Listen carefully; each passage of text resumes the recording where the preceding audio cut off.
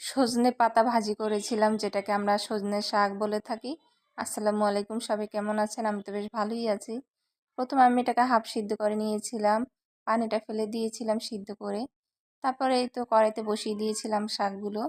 তারপর প্রথমে পেঁয়াজ কুচি দিয়েছিলাম, কাঁচামরিচ ফালি, তারপরে রসুন কুচি থেতো করে নিয়েছিলাম।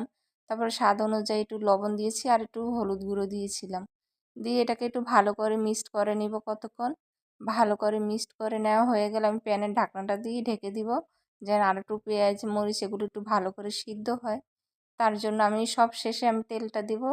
ভাজার সব শেষে তেলটা দিলে কি হয়, সেই ভাজিটা খেতে আরও বেশি মজার হয় আর ভাজা ভাজা হয়ে যায় তেলটা পরে দিলে। আমি চেষ্টা করি পরেই তেল দেওয়ার জন্য, প্রথমে আমি তেল দিই না।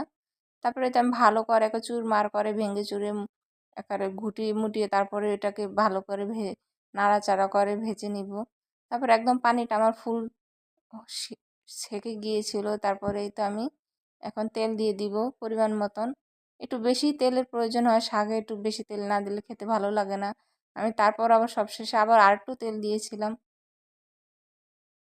তারপরে তো একটু ভালো করে অনেকক্ষণ নাড়াচাড়া করে নিতে হবে শাক ভাজি। যত বেশি একটু নাড়াচাড়া করবেন, ভাজা ভাজা করবেন, ততই খেতে বেশি মজার হয়। তো ফাইনালি আমার শাক ভাজিটা হয়ে গিয়েছিল। আর এই সজনে পাতাটা এত মজার খেতে, একবার হলেও বাসায় ভেজে খেয়ে দেখবেন, খুবই মজা লাগে খেতে। ফাইনালি আমার ভাজা হয়ে গিয়েছে শাক ভাজি। তারপরে তো ফাইনালি সবাই ভালো থাকবেন। Tata, bye bye everyone.